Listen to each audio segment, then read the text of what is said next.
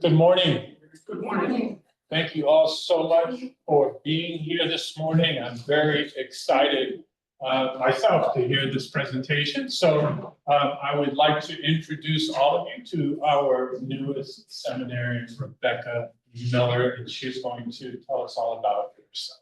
Thank you, Rebekah.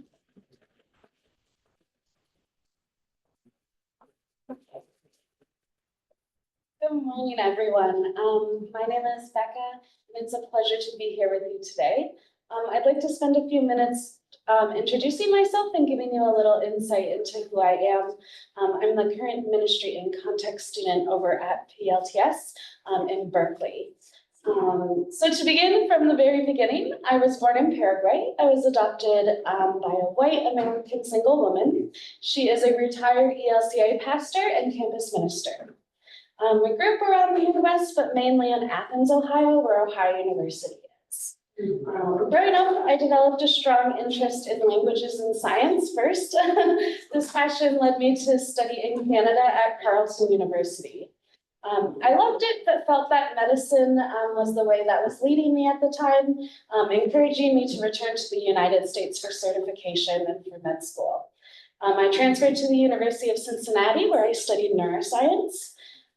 From there, I kind of knew that I wanted to be out west. I wanted to explore a little bit of the US.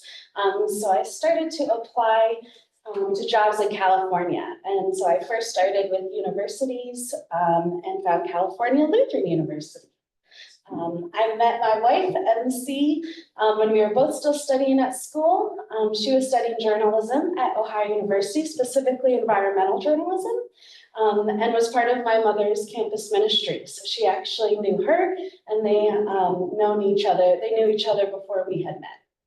I was offered the opportunity to work at PLTS, actually, where at the time of the interview, I didn't realize it was not in SoCal, but it was actually in Berkeley.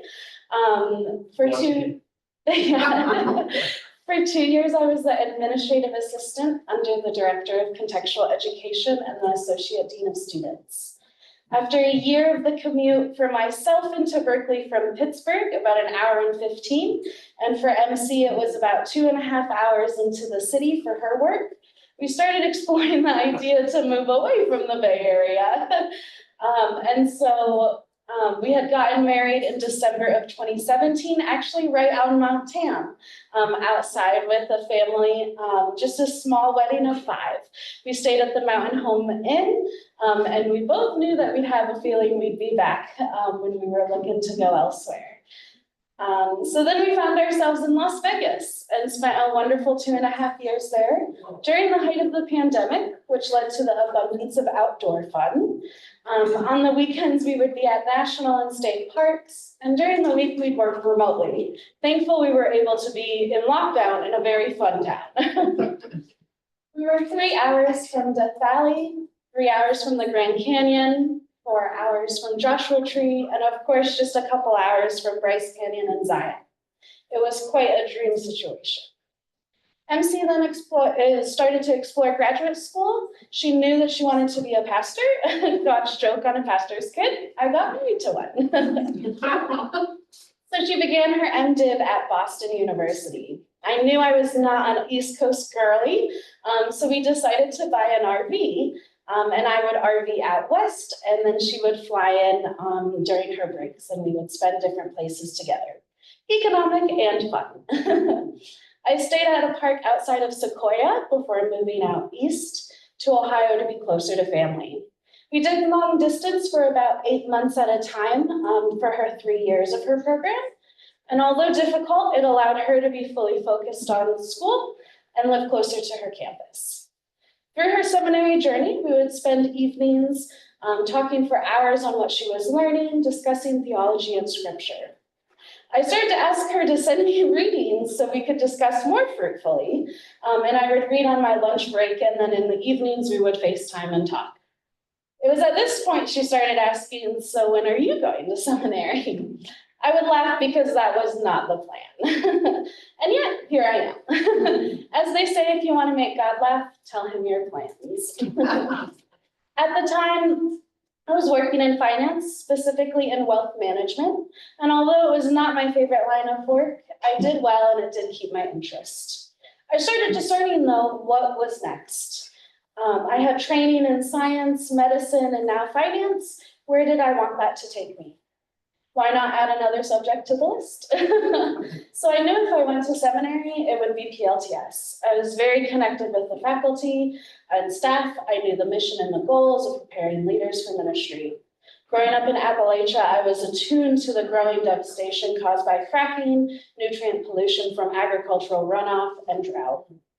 I grew up in a dichotomy of world economy. So I grew up in town versus out in the county on the hills of Athens County and Meigs County, one of the poorest in the country.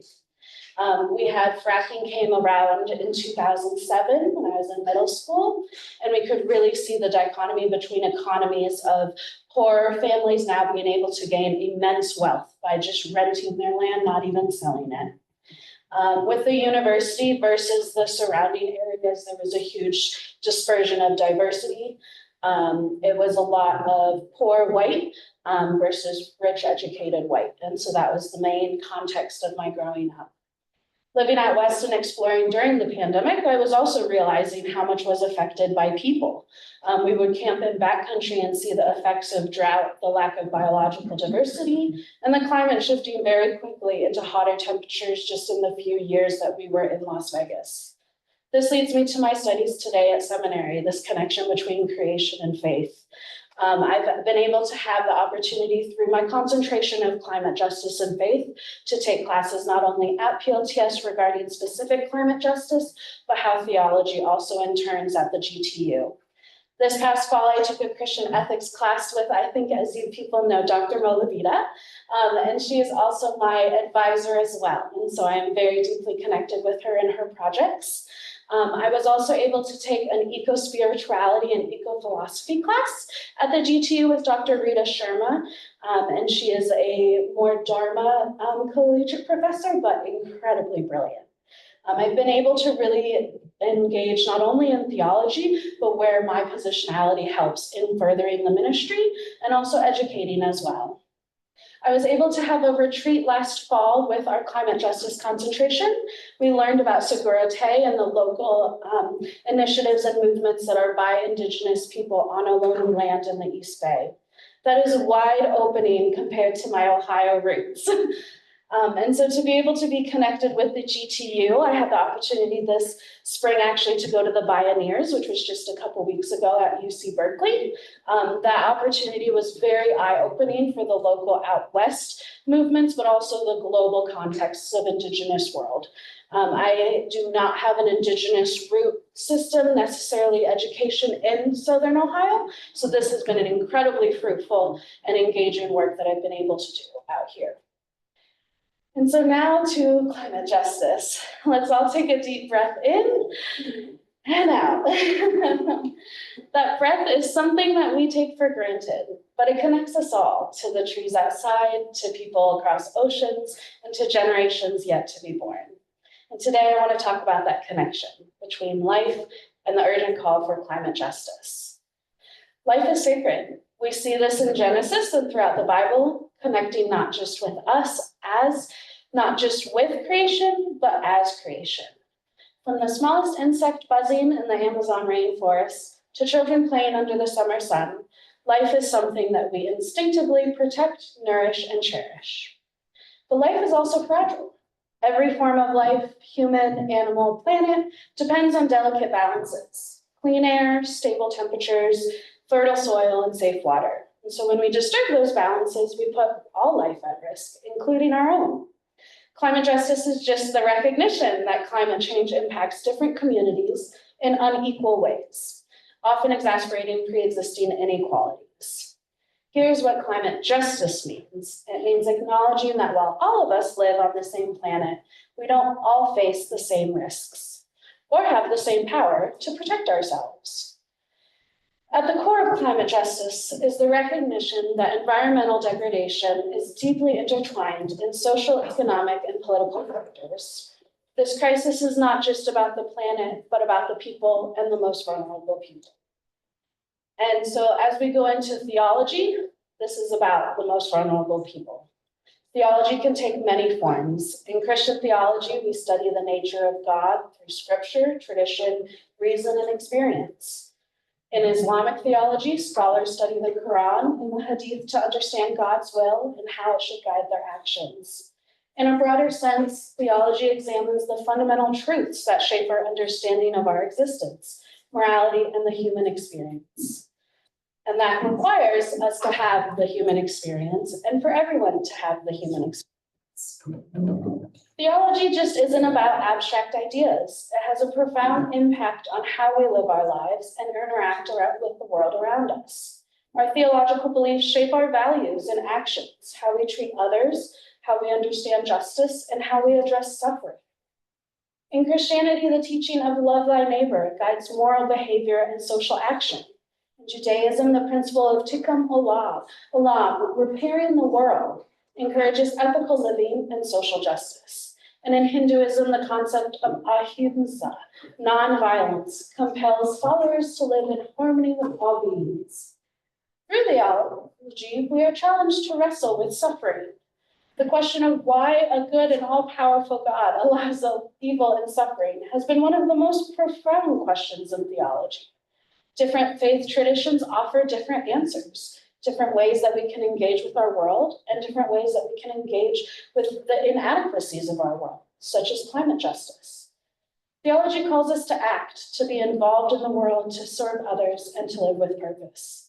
So what does climate justice look like in practice? And what can we do as individuals, as a global society brings about change that's needed? First, we must support policies that are centered on equity and justice. This means demanding that governments take bolder action on climate change, but also ensuring that the policies they implement support those most affected. This includes Green New Deals. This includes also standing against and resisting against the things that are currently happening. Funding initiatives that support communities by adapting to climate impacts, such as disaster preparedness or the transition to renewable energy. Locally, this can be done a number of ways. There can be resilience hubs in the city. There can be networks of community in case there are massive natural disasters such that affect here, such as earthquakes and other things. Second, we need to move away from this idea of exploitation and extraction to one of sustainability. This can be done theologically by understanding reparations and what the church has done and can do more. And this also does by changing our mindset into divestment and other means and skills in which we can have sustainability and reparations done to the people who need it. It's not reparations for us, it's reparations for people who have been affected the most. Wealthier nations have the responsibility to acknowledge not only the injustices that we do today, but the historical ones that we've already done. We have to contribute to solutions in ways that don't further harm vulnerable communities. That starts with building community. In the city, this can look in multiple ways, but I look back into our teachings of Jesus and into love thy neighbor. What does it mean to be in this neighborhood as a church? What does it mean to be in San Francisco as this church? And what does it mean to be for the wider East Bay and the Bay Area for this church? What does the ministries look like, and what are ideas to connect other people with more people surrounding this place, but also this community? We can also all contribute to the cause of climate justice in our own lives. This can be through reducing our own personal carbon footprint, advocating for systemic change, and supporting ethical companies, which there are many in San Francisco and the Bay Area. Also getting involved in local environmental justice organizations, looking to our Indigenous neighbors and communities of ways that we can connect with them, support them, and do what they ask of us. That includes listening, which is something that we all can work on. We must demand that climate justice is not just an afterthought. It's not something that we just come and listen and learn about. It's something we do, and it's how we live.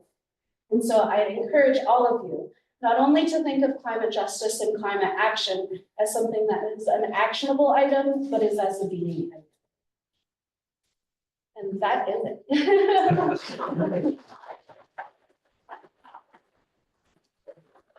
I'm gonna say the next question, is there anything other than that? Happy day.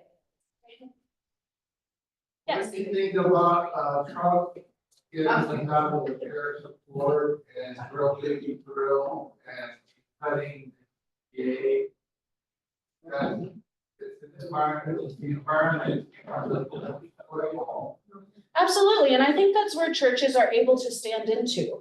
I think a lot of people think that politics don't belong in church, but if you look at Jesus and his teachings, he was very political in his time.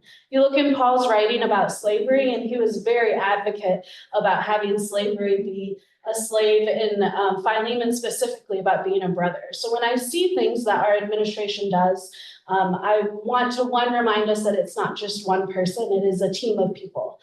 There are people that are underneath Trump and in the administration that write these policies, not specifically him alone. There are very educated people that are doing very harmful things right now. So I would encourage us, one, to resist, and that means activate our sense. So there are many organizations and many movements that are helping to not only retract things that the administration is doing, but pushing against it. So getting involved, I know, understanding from where my parents live in Ohio, it's very real for them. In Columbus, there's going to be a new computer chip plant in. So my parents go to the town meetings and go against that and ask very hard questions about the health effects of the workers and the water surrounding them. Looking out here, there are many movements in terms of Indigenous-led movements that you can do in terms of watershed, in terms of dams, in terms of soil, refertilization, everything like that. So it's not necessarily, I would say, my answer would be what is doing, but what can I do? And where do we stand in the participation of that?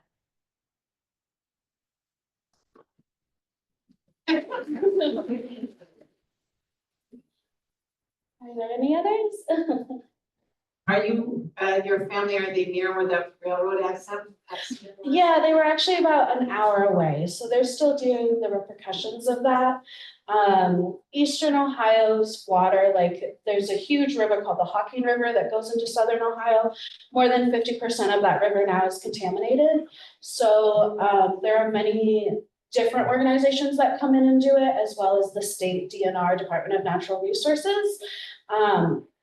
Thankfully, growing up in a community and in a faith community specifically that was very justice oriented, there are local organizations that are working to clean water to help. But yeah, definitely there will be long-term effects and generational effects, of course. So there are resistors in Ohio. 100%. There are so many resistors. If there's any connections on how you want to support specific parts of the country, I have a wealth of resources for them. So I need to know that. Yes, there are. Yes, ma'am. When you said it was close, where will you go? That's a great question. One I ask myself quite often. Where will I go after seminary? I am looking to further my education. I'm looking at a PhD program. That is probably something that I'm very interested in. I would like to be a chaplain at some point. That's the end goal, is unfortunately less pastoral ministry. That's for MC, my wife, but I'll be more in chaplaincy. So I would love to be in a hospital, be doing hospice, homebound work. Anything to help people, mostly on their end of life. My goal in ministry in general, besides the environmental aspect, is to ensure that people leave this world feeling care and love. And that is something that I'm very called to. I have a question. Yeah. Just if you would say a little bit more about how we can support other areas, states in the country, other communities across the country that need support in pushing back, in protecting the environment, protecting people, you know, and so on. You said you have a lot of resources and For sure. how to support people across the country. Just a word on that, if you could. Yeah, for sure. I would say a lot of the things on the national boards, like the Sierra Club, also has a ton of local resources depending on the state. I always did projects based on random states, so I would pick one. I did one in Alabama and one in North Carolina, and that meant also calling churches out there and saying, hey, I see that North Carolina had a hurricane last year. I would love to support you. What are the local resources to do so? And so that would also include connecting and building relationship. I think in terms of climate justice, this work is not just singly sending a check somewhere. It's building relationship and building community. So if I call and say, hi, I'm a seminary from PLTS from Berkeley, I'm interested, people are very willing to say, oh, yes, here's the list. So I think first would be just communicating. But the Sierra Club specifically does a lot of resources on Google. ELCA also has their own mission under their synods. If you go to the synod website, almost all of the synods have some sort of justice seeking or community-based work as well. So mine is more ministry-based than I would say secular, but the Sierra Club and other organizations, yeah. Another thing we can do is get plastics out of our environment stuff and be biodegradable, compostable plastics. And that's a big thing. That's what they do. I'm thinking that these bacteria in the environment will break down not only oil, but oil products, like microplastics, now. 1,000 times the size of here. That is very important. You're already seeing children with cancer rates going up, infertility rates going up. Right. And that highlights two great points. One is that no task is too small. Just recycling and sorting is a task. I know it's very easy to say, oh, it doesn't matter, it's just a piece, or oh, I just don't have time for it. But any small thing makes an impact on this. And it highlights the other fact of that there are certain people that have certain interests on that. Microplastics is a huge thing in which there's a lot of different movements that are specifically on that. I think of a lot of the work that at UC Berkeley. There are two doctors over there that are chemists actually that are trying to figure out different chemicals that do not require plastics into certain things. And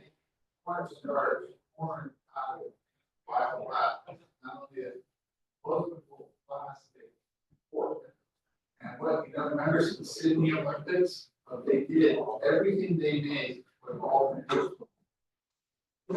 of the plastics.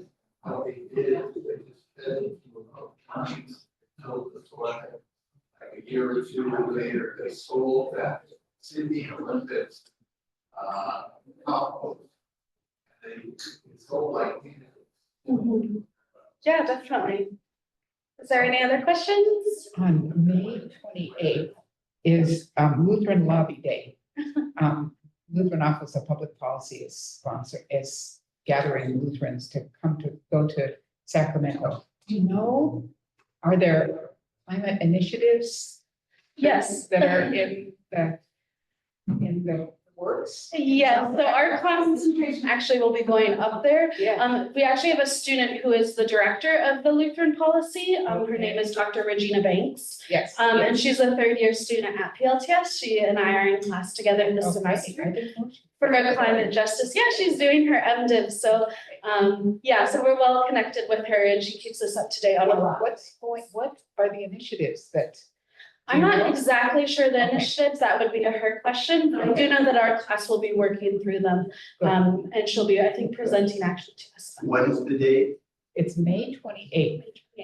I'll send you information. Oh, yeah. But I can connect you with her too, if you'd like. Absolutely. Yes, yes. Very quickly. And electric.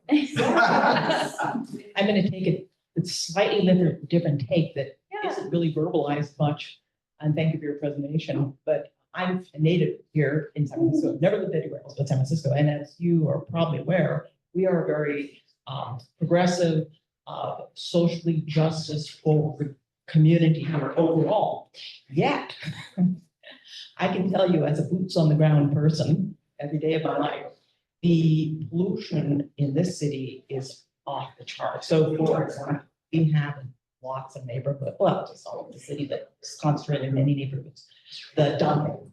Another example that drives me nuts is there's something I can do about it, is that it's become de rigueur that if you change your own motor oil and you have 4 quarts of unused motor oil, the standard operating procedure in many communities or neighborhoods is that you take all 4 quarts and pour them down the sewer drain, which goes through the sewer out to the bay and into the ocean. I've seen that so many times. There's nothing to be done as a own woman. I'm not going to say that I would venture to bet that most people doing that know that they're doing the wrong thing. Right. Yet, so saying anything would only put me in a vulnerable position. But again, my point to summarize is that it's always shocking to me that we, being so socially progressive here, do all these crimes against and the environment. What must it be like in Ohio or Arkansas or Oklahoma or Texas or Florida? It's really stunning to me. It is. And I feel helpless, really, but what are you gonna do? I mean, especially the dumping, and then the other things like we have, the 3 total cans, the recology. It is, again, standard in many neighborhoods that what you do is you put a lot of toxic waste into the green compost one and then cover it with things that are compostable, so no one's the wiser, and then there's no enforcement. But that's our life here in this very progressive, environmentally fast-forward area. Again, I can't imagine what Ohio was like. Good luck. End of speech. Yeah. Ohio, I will say, it's a culture shock coming to California for the trash, actually. In Ohio, we do not have the trash on our highways or anything like that. I think also in the Midwest, people utilize the land a lot more for their living. So it's actually very important to take care of your soil. It's important to take care of your trees.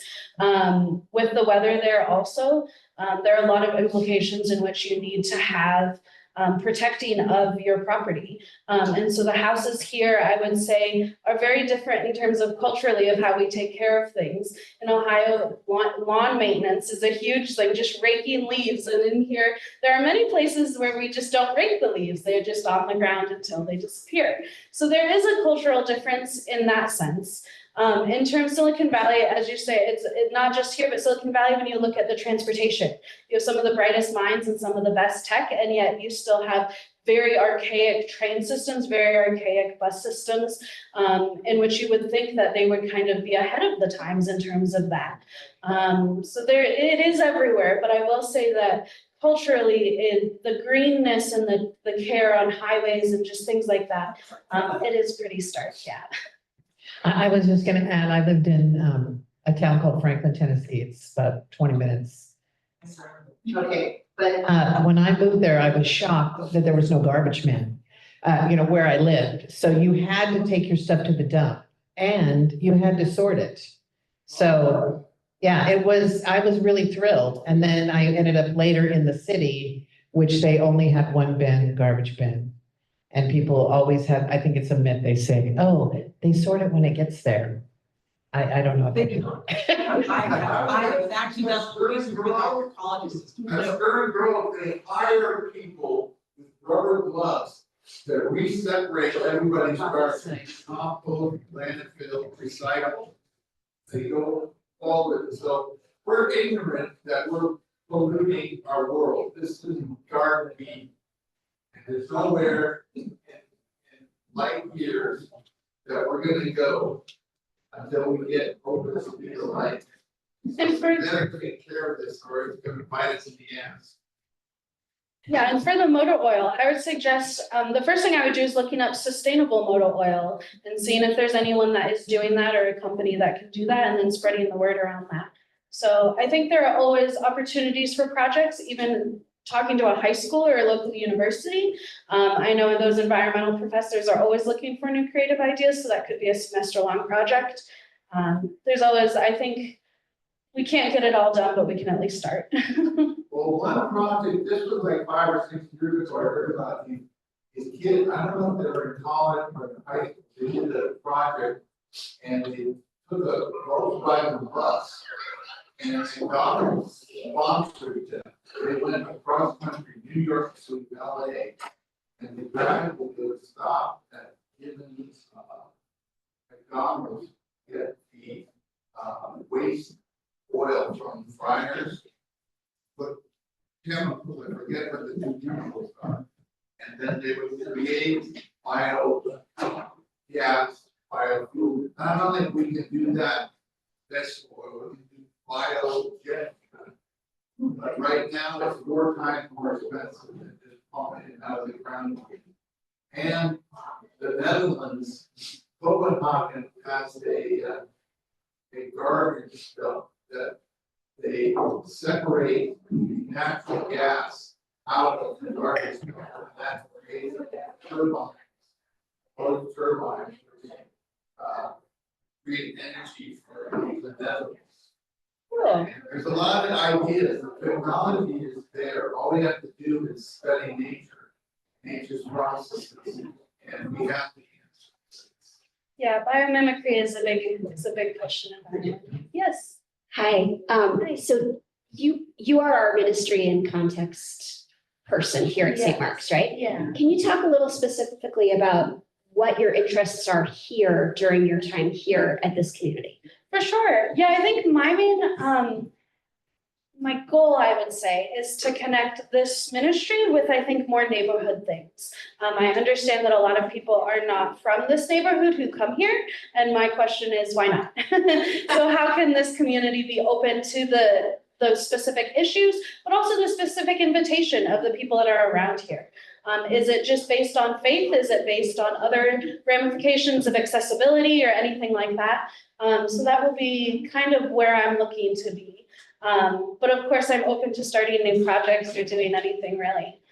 Yes. I'd say since you are connected to Cynthia, Yeah, her husband Ron, yeah. When he was our minister here as an assistant minister with Reverend Ekdale, he, as I understand, actually did quite a deep dive research canvassing this neighborhood. I mean, really turned over every stone, and that was maybe 2017, 2018, and was able to glean a lot of information in that regard to that topic. And I only mention this, perhaps you can talk to her, who can then talk For to sure. Ron, and to avoid you, let's say, reinventing the wheel in certain regards. Because I know that, I don't know if you all remember, but it was in about 2017, 2018 in that regard, that he had really canvassed the area. I mean, went from one SRO to the next, to this hotel, to, apartment buildings, really exhausted it from what I recall. Okay. I don't know if that'll be a help, but just to prevent you again For from sure. avoiding reinventing the wheel. I appreciate that. And if there's anything we can do to help. Yeah, and if there's any special interests that the community, a lot of us don't have the time, but I'm here to make time and to create things. So if there are specific ministries, I'm happy to assist as well. I was just gonna add that you should probably get connected with Tom Reed, who's our community. Right. Yeah. Community. well, she's director of the square. Yeah, the square, but community relations. She's director of the whole square, but she does have a very successful outreach with the API, and so she's made some big headway, so. Perfect. Are you bigger Tom Reed's? Love that. You just pick them up over there. For sure. So the thing is, there's resources that you might have to Absolutely. touch base with before you begin your work, because a lot Definitely. of times that, it's not unknown to us that Right. people travel from elsewhere to come to our church. We've dealt with that for many, me. Yeah. all of us, just about almost everybody in this room. So it's been an issue that's been explored in meetings. You might want to just, ask around and find the resources too. Pastor Boyle. Pastor Boyle. Yeah. And Janet Kutari. Oh, yeah. I know Janet. Yeah. She Yeah. did a real deep dive. And the Western Division Yes, yeah. when she was at PLTS. Yeah, I've spoken to her. Yeah, we've had conversations. Are you in the 11 o'clock service today? I'm not in it, but I'm going to. Well, if you are. Yes. It's close. I have one piece of information, I was just writing on the 38th couple days ago. The Richmond Times, district, and the back of the newspaper, there are cleanup days, almost like every other day of the game. Great. Cleanup days. Ocean Beach, and the VA, a lot, and they clean up, and I don't have the right. Fantastic. I'll have to look into those. So before you go to the service, a big welcome to you. You're a breath of fresh air, believe me, for everybody here. Thank Thank you. you so much.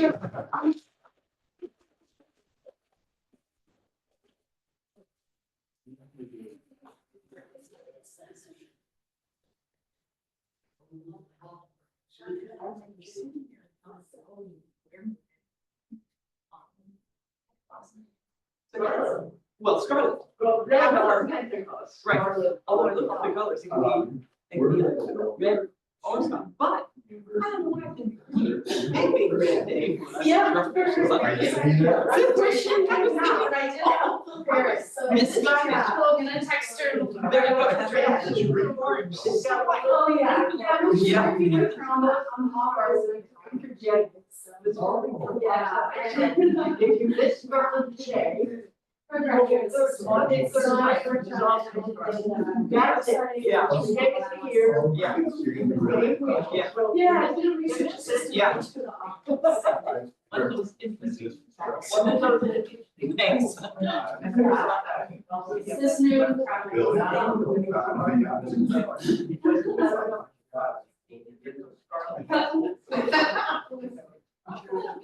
Sorry.